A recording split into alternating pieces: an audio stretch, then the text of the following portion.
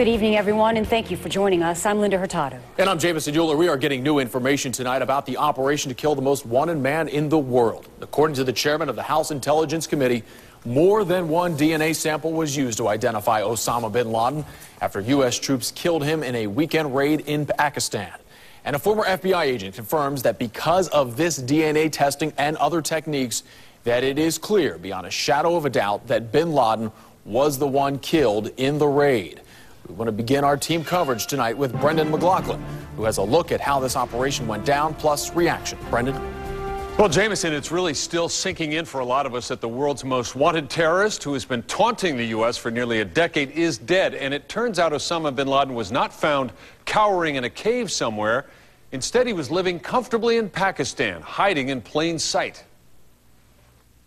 Intelligence sources say the interrogation of a detainee at Guantanamo led to the discovery of this fortified $1 million compound in the relatively affluent city of Abbottabad, Pakistan. Early Sunday morning, U.S. Navy SEALs went in under direct orders from the president.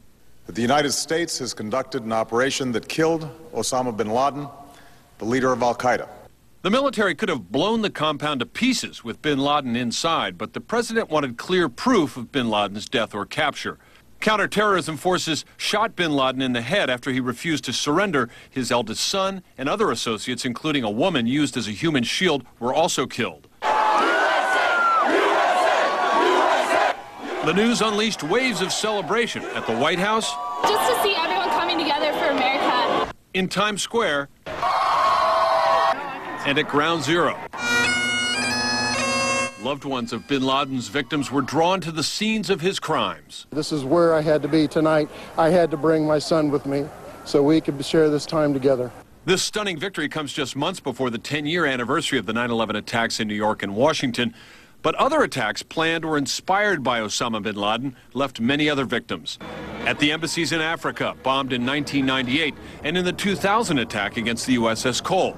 Expecting a retaliatory strike by al-Qaeda, Homeland Security is urging law enforcement to remain vigilant. They'll use this as an excuse to either speed up an attack or plan one. No one believes the death of bin Laden marks the end of the war on terror, but it does send a message to the Taliban and other extremist enemies of the United States. You cannot wait us out.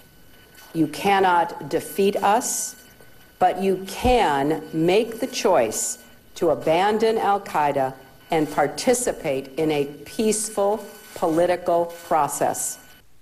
Military officials say bin Laden's body was buried at sea with Islamic customs observed. It's unlikely that the world will ever know the names of the soldiers who carried out this raid, and so far no photographs of bin Laden's body have been released.